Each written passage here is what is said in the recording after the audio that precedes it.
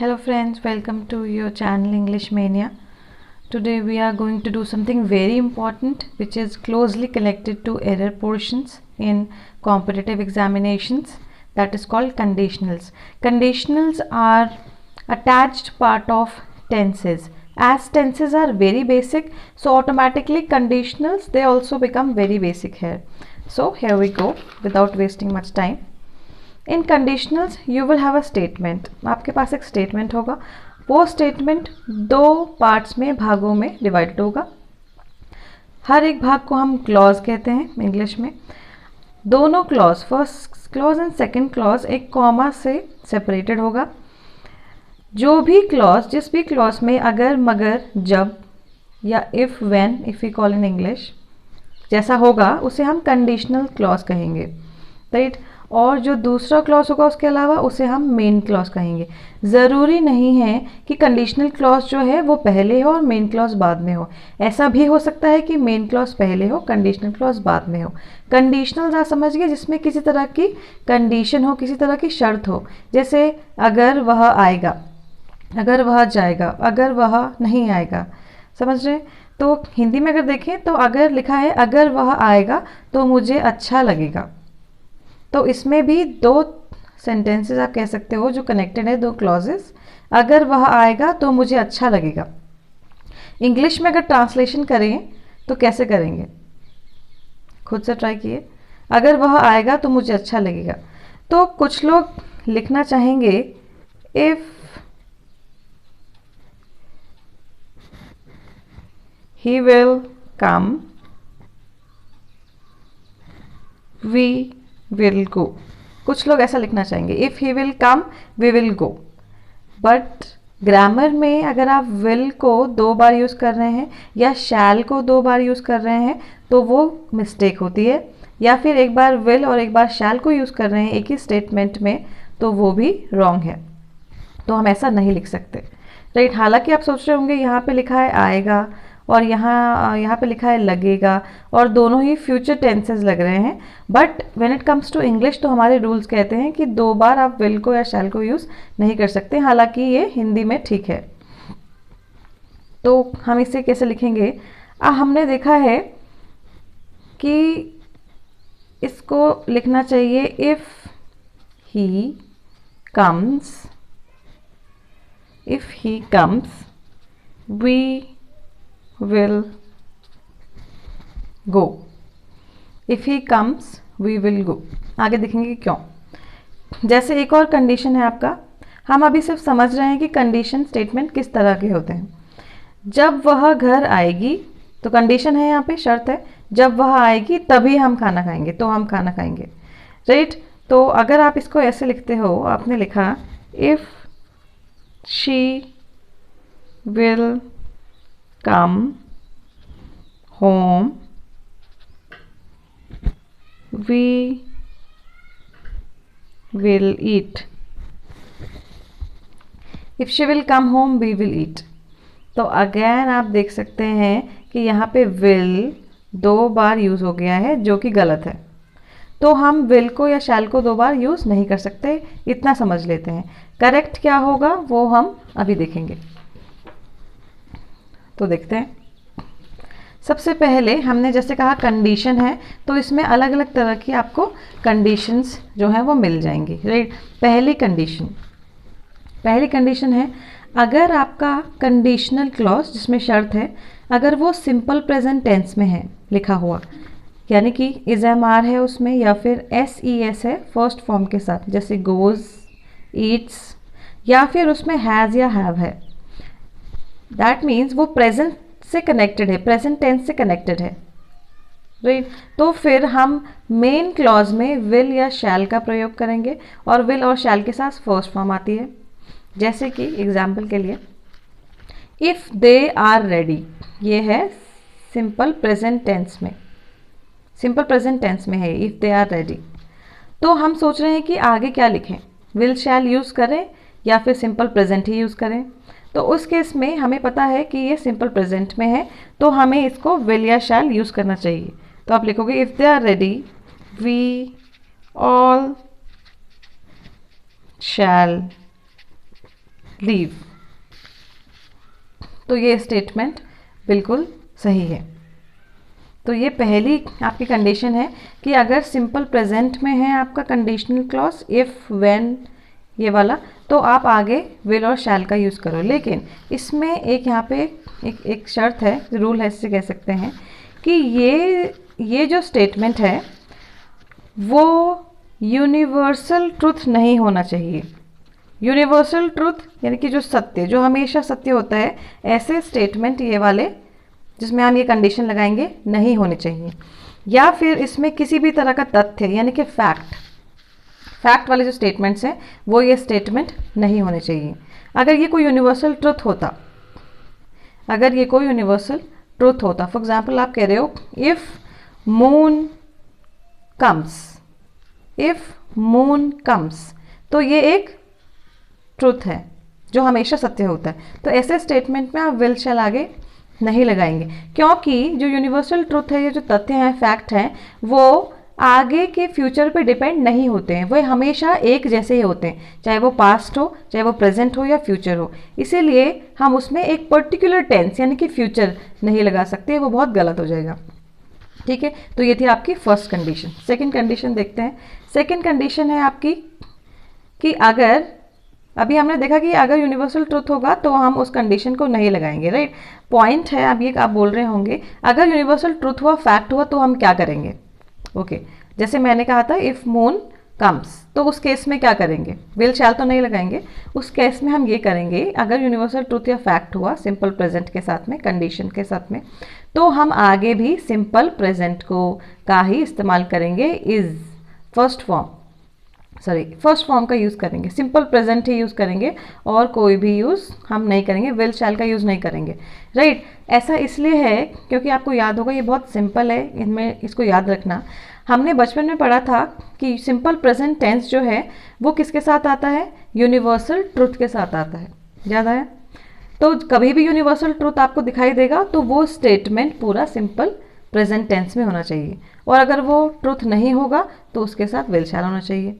Simple examples देख लेते हैं। जैसे हमने लिखा है इफ़ अर्थ रोटेट्स, अगर पृथ्वी घूमती है, तो आप ये नहीं कहोगे कि सूर्य उगेगा, गलत हो जाएगा। अगर पृथ्वी घूमती है तो सूर्य उगेगा, ये गलत है।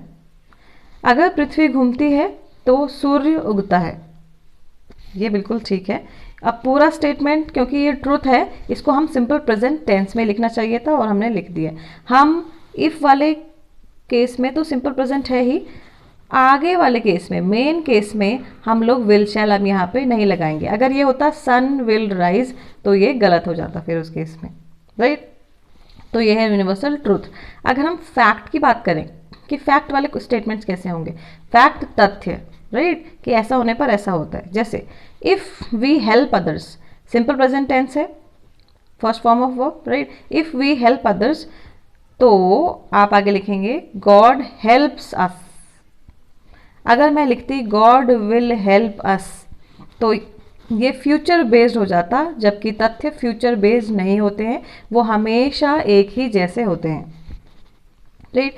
तो ये हमने देखा कि इस तरह से कंडीशनल सिंपल प्रेजेंट अगर है और फैक्ट नहीं है तो विल शैल लगाएंगे।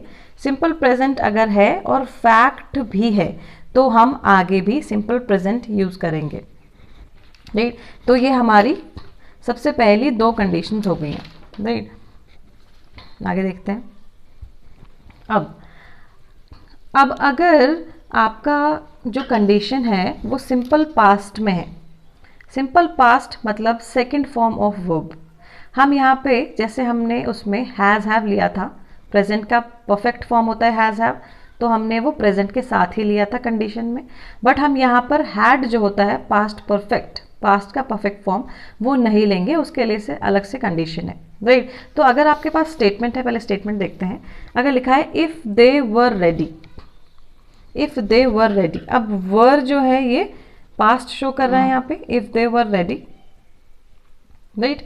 तो आगे क्या लिखें, कुछ लोग लिखते हैं if they were ready we would have reached, if they were ready we would have reached.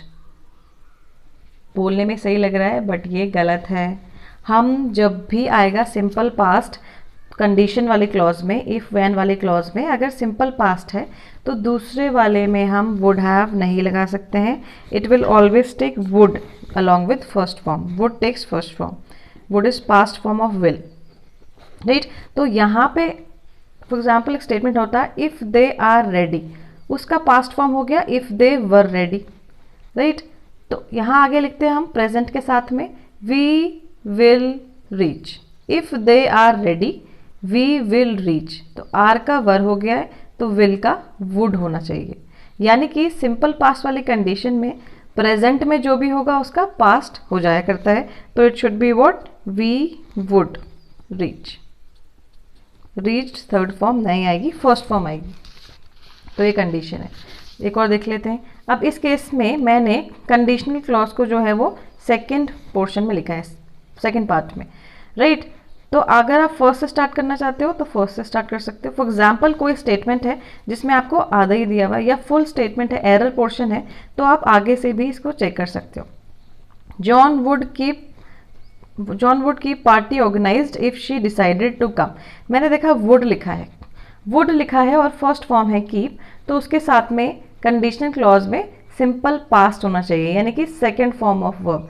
Second form of verb के साथ हैज़, हैव, हैड कुछ नहीं आता है, सिंपल सेकेंड फॉर्म आती है. तो जैसे डिसाइडेड, थर्ड फॉर्म भी डिसाइडेड होती है, तो हमें समझ कैसे आएगा कि ये सेकेंड फॉर्म है. थर्ड फॉर्म के साथ हैड होना चाहिए या हैव होना चाहिए या हैज़ होगा, लेकिन सेकेंड फॉर्म के साथ कोई भी हैज़ हैव हैड नहीं होगा. तो क्योंकि वुड था यहाँ पे फर्स्ट फॉर्म है ये, तो पीछे जाते हैं, यहाँ क्या होना चाहिए हमारा, second form of verb conditional clause में. तो कंडीशनल क्लॉज ये है, इसमें second form of verb decided हमने लिख दिया, राइट. तो this was your third condition कि सिंपल पास्ट अगर होगा तो आगे वुड यूज करेंगे मेन क्लॉज में और फर्स्ट फॉर्म यूज करेंगे, right. Let's go on. Now the very last and fourth condition that is past perfect. मैंने कहा था हम हैड को सिंपल पास्ट जो ऊपर है उसके साथ में मर्ज नहीं करेंगे जैसे प्रेजेंट में किया था. हैज़ हैव को हमने इज एम आर के साथ वाली कंडीशन में ही, कैटेगरी में ही रखा था, राइट.